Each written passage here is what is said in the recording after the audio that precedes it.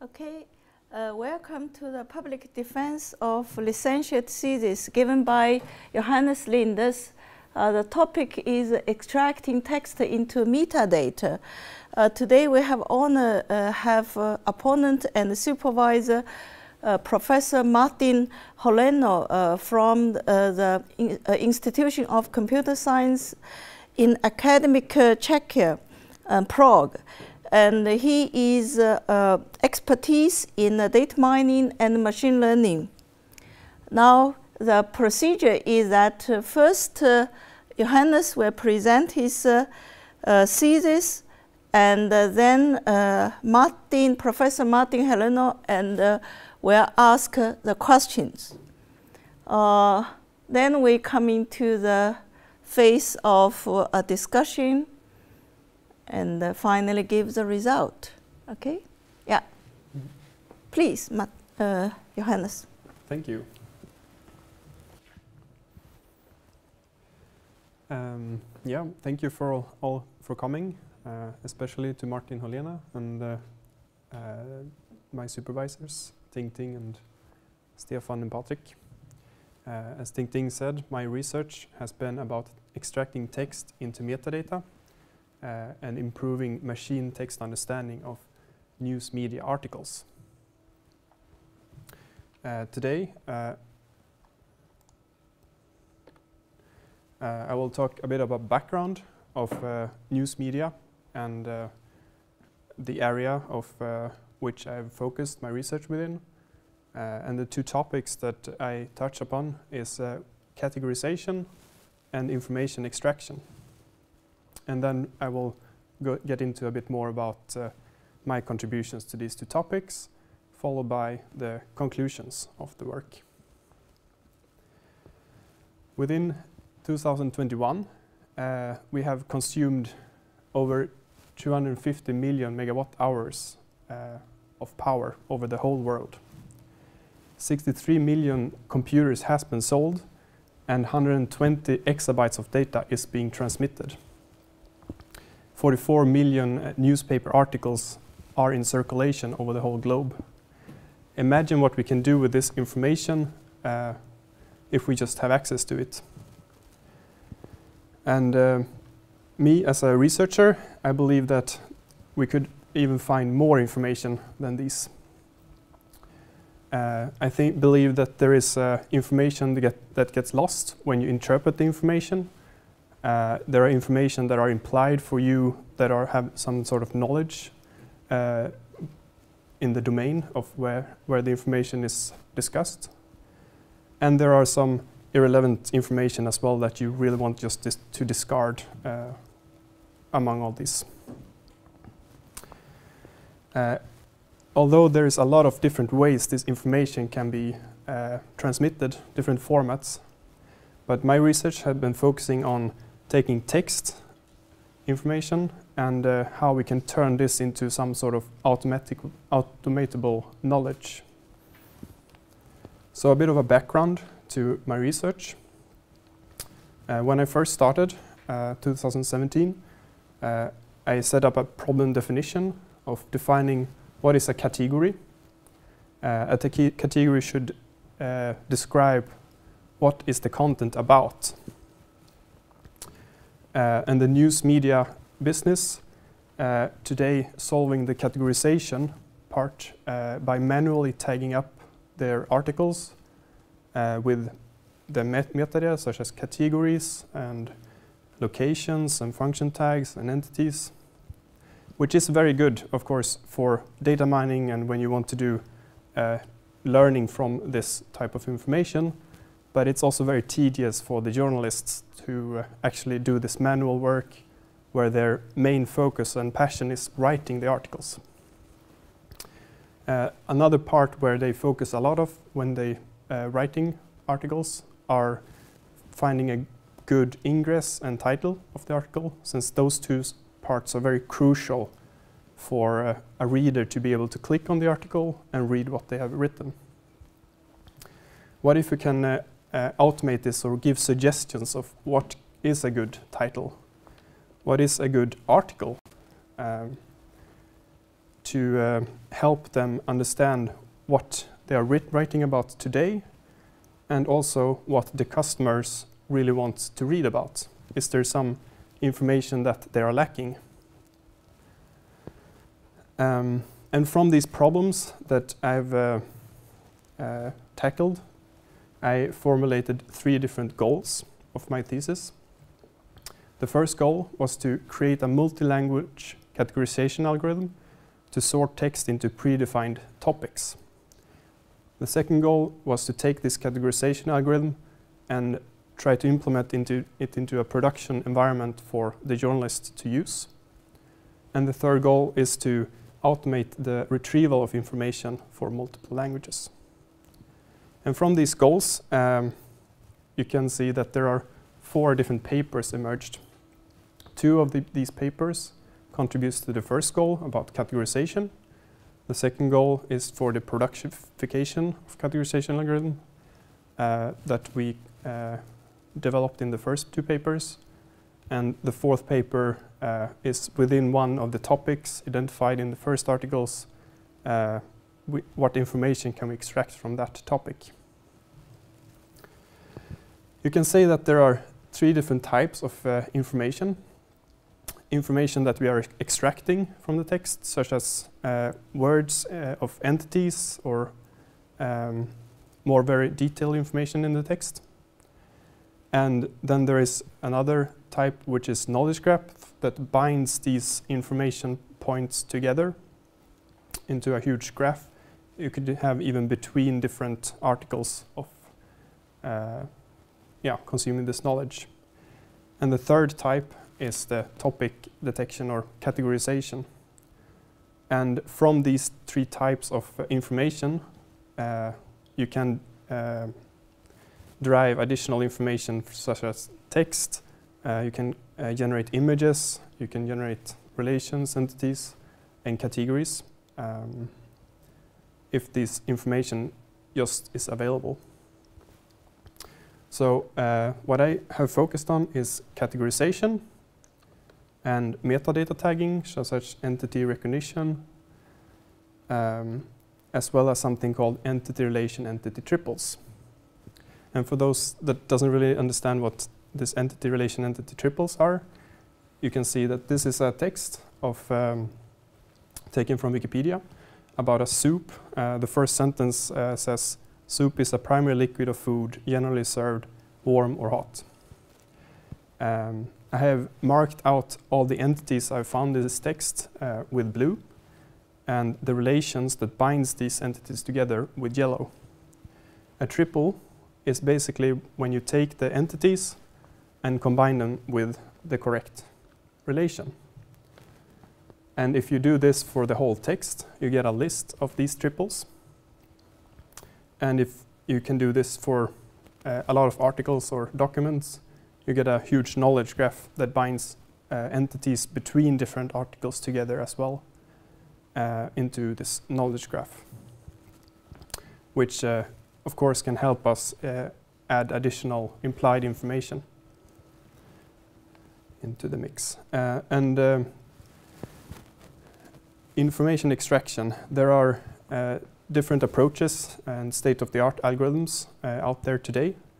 One type of approach is an algorithm called open information extraction, which is based on a neural network that is trained on a data set that has been generated by a script, so-called fuzzy training data set. And then there is this other approach, which is to minimize information extraction algorithm, which is a class information extraction algorithm that identifies certain classes in the text, and from those classes identifies triples and proposes them and discards them. My research has mainly been part of this minimize information extraction part, but evaluated towards both of the approaches. As for the categorization, these are a list of all the categorization algorithms that has been considered. The 2 first one, decision tree and random forest, are algorithms that are very easily to explain what is the reasoning behind a certain text belongs to a certain category, you can easily deduct that from the model itself. So that's why I really think those are good candidates. And the other algorithms that are a bit more complex that I've tried to evaluate are multi-layer perceptron, long short-term memory, bidirectional long short-term memory, and a convolutional neural network. And as for my contributions to this, I will walk through all these 4 papers that I've been publishing. As of the 2 first ones was about categorization. The first one investigates all of these different algorithms to define which one of them performs best in this news media article case, where the second one is more focusing on can we use the same model for multiple languages. The third paper is about the productification of these algorithms, and the fourth paper, as mentioned, is about information extraction.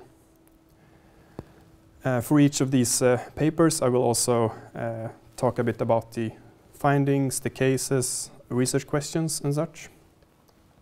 So for the first paper, evaluating combinations of classification algorithms and paragraph vectors for news article classification, we have the following research questions. First one is, will a combination of classification algorithms and paragraph vector algorithms improve the results of categorization? And to which extent and which combination of classification and paragraph vector algorithms shows the best score for news articles? Before I go into the approach and such, I would just mention that this company, Bonnier News, has borrowed me their data to train Swedish models on. It consists of 11,000 journalists, 40,000 newspapers are published every day in the company, and they consist of over 100 brands all over Sweden. And the data set that I have been using from them are a local news media company that have this structure of manually categorizing their articles. A total of 500 categories are categorized, and around 100 of those are actively used by journalists.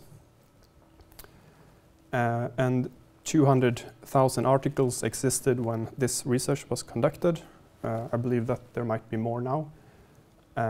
But 70,000 of those articles had categories assigned to them. So the approach I had in this article was first, of course, to fetch the data from the database, following by filtering of articles that didn't really contain any text or information about what it was about, such as embedding articles and so on. And after that, I trained a model that converted the text into word vectors, the algorithm called continuous bag of word, following by the main text algorithm classification that I trained, which consisted of this list of categorization algorithms, as I showed previously. And finally, we get some output of a list of categories, and from this list, we determine which of these categories should be presented to the journalist as suggestions of articles. But each of these algorithms has, of course, hyperparameters. So the way I determined which hyperparameters to use was to firstly randomly select a few parameters for each model and determine which one of those were the best. And from there, I did a grid search to fine-tune it even more for a better performing model. And the parameters that were used for each algorithm, you can see here. Multi-layered perceptron had the dimensionality of feature vectors, the activation function, and the solver function, also the L2 penalty. For the decision tree, I considered Gini or entropy criterion, as well as the stop condition of how many leaves to generate. Similarly for random forest, which consists of several decision trees, the Gini and entropy was considered, as well as the stop conditions, but here additionally how many trees we are going to generate and what features should be selected for which decision tree. And the last algorithm that was evaluated was a simple long short-term memory algorithm, which considered the number of layers, number of neurons in each layers, and the input time steps, as well as the number of training epochs. Once we have determined which one of these was the best performing algorithm, also wanted to evaluate, can we improve the data set somehow to even become a better prediction? And the way I thought about this was to remove certain words that doesn't really contribute to the content topic by, for example, part of speech tagging, filtering out words such as he, she, it could potentially contribute to a better topic because they could be looked at as noise. Similarly for stop words, an, and these kind of frequently used words that either doesn't really say anything about the content was filtered out. And finally also I used an entity identifier to remove other words that wasn't entities such as locations, names, or organizations, and see if that could contribute to a better performing model. So for example of how this would work, you have an article on a website somewhere that you take as an input, and then you have these two trained models, one for the vector transformation and one for the categorization algorithm that first transforms the text into word vectors and then transform the word vectors into a list of categories. And after that, we determine by a threshold of which of the confidence of these categories should be categories presented back. And in this particular case, this article was about business and entertainment. And the resulting performance of these algorithms was evaluated with F-score. And you can see that the decision tree and random forests performed quite poorly compared to a long short-term memory. Although if you compare an F-score of 0.05 as decision tree was to a random guessing algorithm, it's still quite high since it's a multi-categorization issue. But yeah, long short-term memory beats the other quite a lot. So we selected that model and additionally evaluated the word filtering part. And as you can see here, after word filtering, the F-score went down to 0.46, and it went even further down on the entity recognition. So it didn't really contribute to the accuracy. So for the conclusions for this paper, combination of LSTM and continuous bag of word algorithms can identify most of the categories correctly, although similar categories we determined could introduce some sort of noise in the categorization. We didn't evaluate it in this article, but the next one we took this to the next step. And the word filtering reduced the performance. So to the second paper,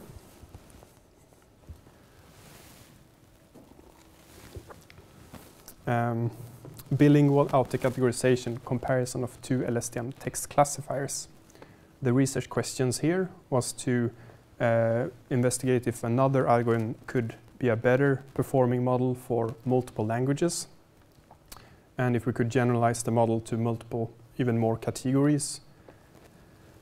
as well as would such solutions scale for multiple language categorization.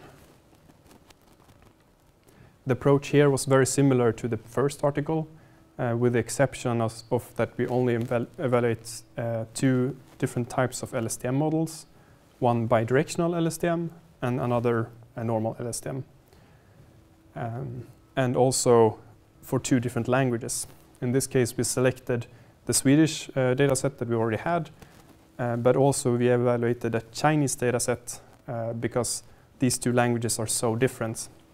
A Chinese dataset is a sign language, and a sign could mean several words in Swedish or even a whole sentence.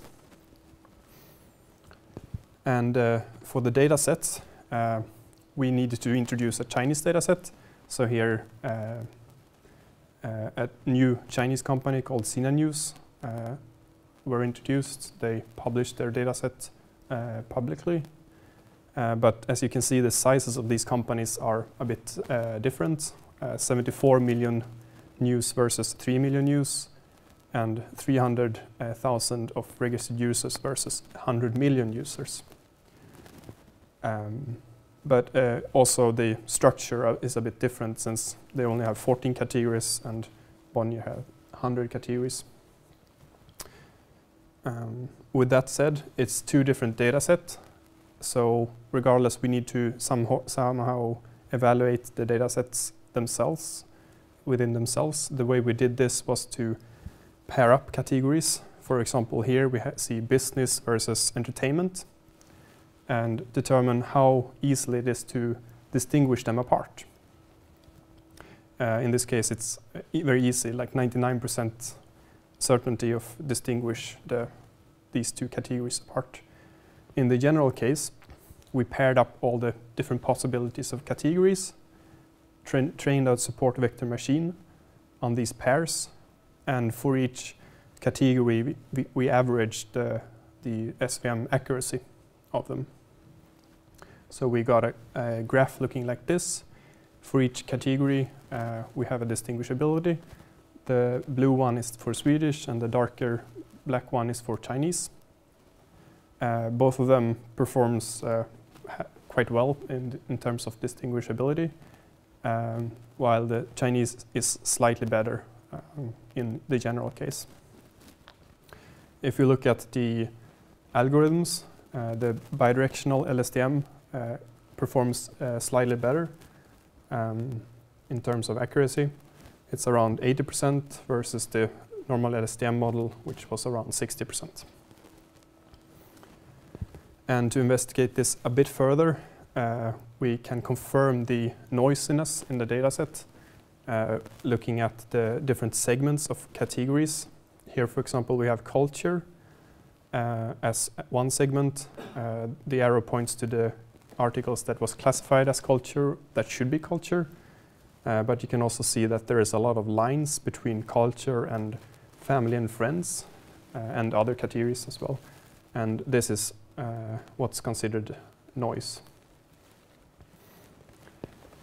So some conclusions to this article: similar distinguishability, slightly higher on the Chinese dataset, and the larger bidirectional LSTM seem to perform better on both datasets. And some categories in particular are easier to distinguish than others, as you saw, for example, culture. The third paper, Productify News Article Classification Model with SageMaker. First research question we have, the only research question we have here was, would such algorithm that we have developed scale into a production environment? And the metric that were used here to evaluate the model was the response time. How long does it take for the algorithm to provide us with a suggestion of category, given the number of concurrent users that are requesting a category, and given the size of the body, the size of the article. And the setup of this system looks something like this. You have a database of articles that we fetch into SageMaker, along with the code and a configuration for the hyperparameters. We also fetch a filtering for certain special characters and HTML tags to remove those kind of things in the input. Then we train a list of these models, bidirectional, LSTM, and so on, and store these models into a model collection that we can use in an endpoint from the CMS tool that the journalists are writing their articles in. And if the articles, or if the journalists determine that an article has a wrong suggested category on them, they could change it and another request will be sent back, and we could store it in a retraining data set to improve the model successively along the product pipeline. As for the concurrency evaluation, you can see the number of requesters on the x-axis and the processing time on the y-axis. It looks quite linear, except for here in the beginning. Around 40 requests could be due simultaneously that produces a response time below 1 second. And if you look at the request body, it also looks like it's going up, but something happens here around 15,000 characters, which happens to be the average number of characters that there are in an article. Yeah, and the conclusions for this small paper, the concurrency seems to be linear. The request body has quite a big standard deviation, as you can maybe saw, and the model API handles 40 requests per second under a second. Comparing this to the number of articles that are published on the Bonnier News Company, for example, if you remember, it was 40,000 articles per day, which could be converted into 1 article per second. So that would be able to scale into this production environment. But if you look at for the whole world, which was 44 million articles in circulation, results in around 50,000 articles per second. So in that case, we need to scale it up even more to support. For the fourth and final article, called Multilanguage Information Extraction with Text Pattern Recognition, the research questions was as follows: Can our proposed information extraction algorithm compete with the state-of-the-art algorithms by using common grammatical rules for Germanic languages? And how does the proposed information extraction algorithm perform in terms of accuracy on multiple Germanic languages? And to what extent can information extraction algorithm be enhanced by combining the already existing state-of-the-art algorithms with the proposed one? The approach here was to fetch articles, both Swedish and English, since the state-of-the-art algorithms of open information extraction and minimized information extraction was supporting in English. We need English, and for Swedish for our news media case. We train both these data sets with bag of words algorithm, similarly to the categorization papers. But here we additionally trained a part of speech and dependency parser for semantic metadata on the text, as well as a co-reference algorithm that could identify words such as he, she, it as what are they referenced to if they are mentioned previously in the text. And from this information, we also could deduct or suggest triples. But additionally, we trained a named entity recognition model to verify that certain entities are entities, certain relations are relations, and so on. So we can propose correct triples. The named entity recognition model looks like this. We identified people, organizations, and locations and events as entities, and we identified verbs in the text as relations. And from these words in the text, we also had these semantic rules of given an input word. If this word was, for example, a noun, at the same time, the dependency of this word to their parent was a noun modifier, or if it was an object, then we would add this word as an entity. We have similar rules to identify if it's a relation or if the word should belong to an entity or a relation, such as adjectives or verbs. As a simple example, here's a sentence. I have a yellow ball. For example, I and yellow ball should be identified as entities in this sentence, and have should be the relation. And since this is a quite basic sentence, we can identify that since the relation is both depending on the I and yellow ball, these should be a triple. And generally speaking, we just iterate through all the relations we find in the text. And if any of the entities are a direct relation to this relation, then we would add that as a candidate of a triple. And then we iterate through all the triples to validate them. And if a certain triple should be split up into several triples for a count, for example, then we would do that and make sure that the entity recognition has identified them as entities and so on. As for the results for this paper, we extracted triples for these three models, our proposed Generate.IE algorithm, and OpenIE and Mini-IE state-of-the-art algorithms.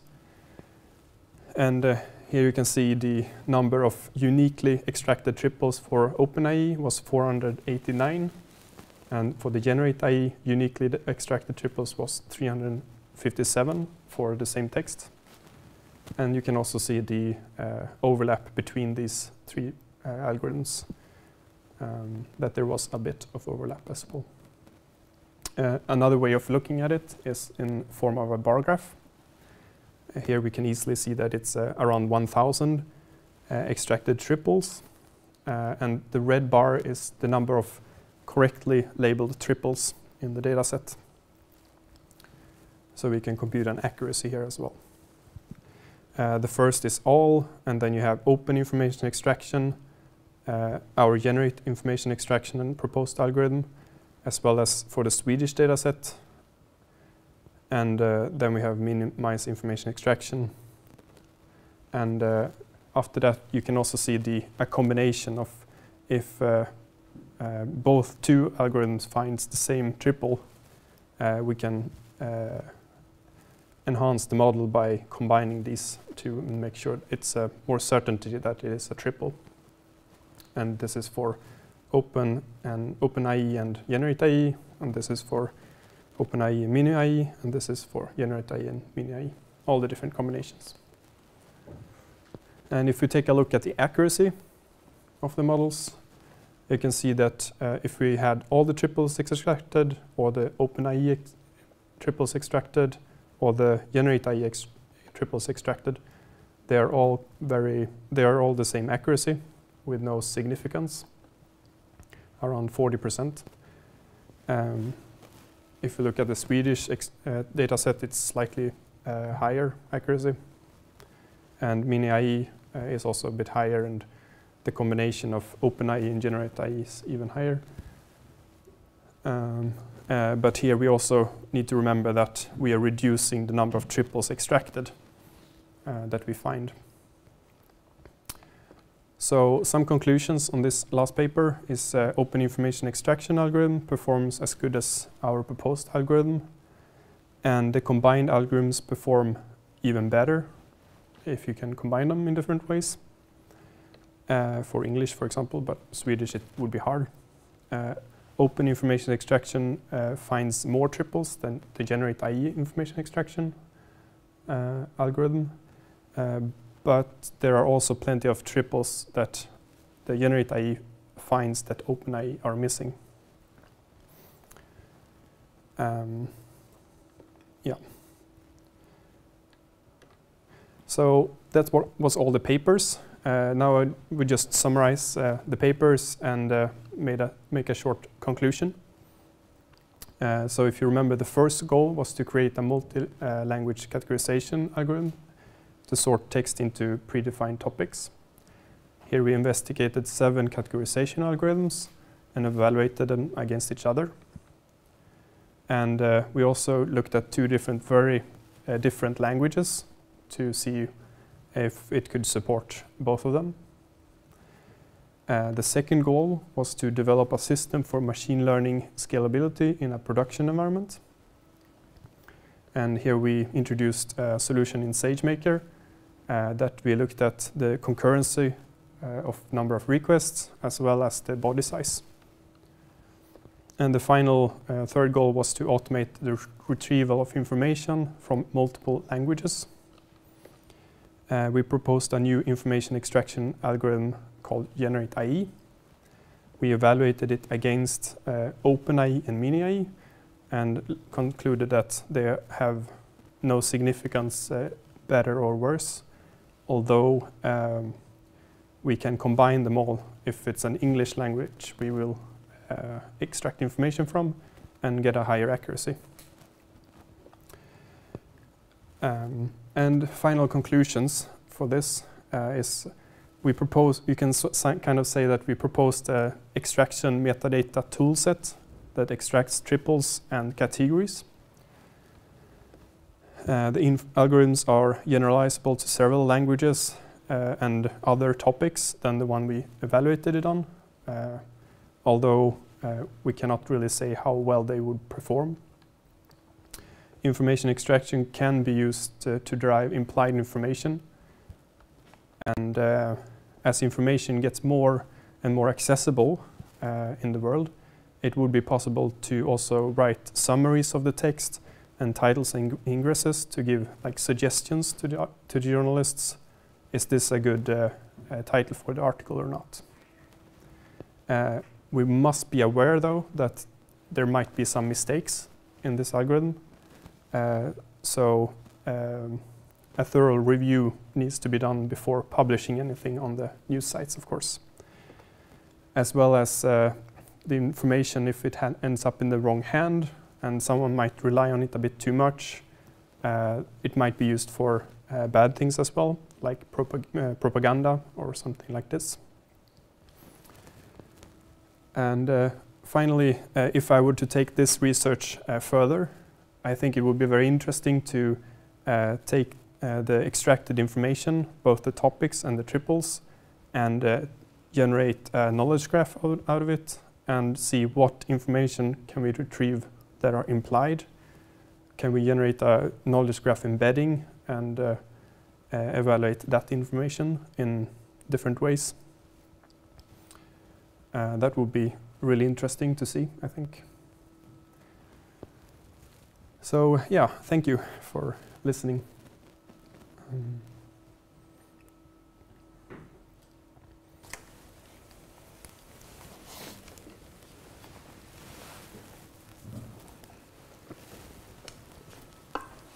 Okay, thank you for your presentation. Yeah. Now, Martin, it is your floor, and ask a question to Johannes. You take your time. We take 10 minutes break. What? 5-10 minutes break first. 10 minutes break first. Aha, we have a 10 minutes break. I think he deserves. Okay. After such a long talk. Okay. He deserves 10 minutes break. Okay. So I forget. We should have a 10 minutes break. So it's something like 10 to 3. We will start again. Okay. Correct? That's okay. 10 to 3 we start. Okay. Yep. Yeah. Thank you. Sounds good.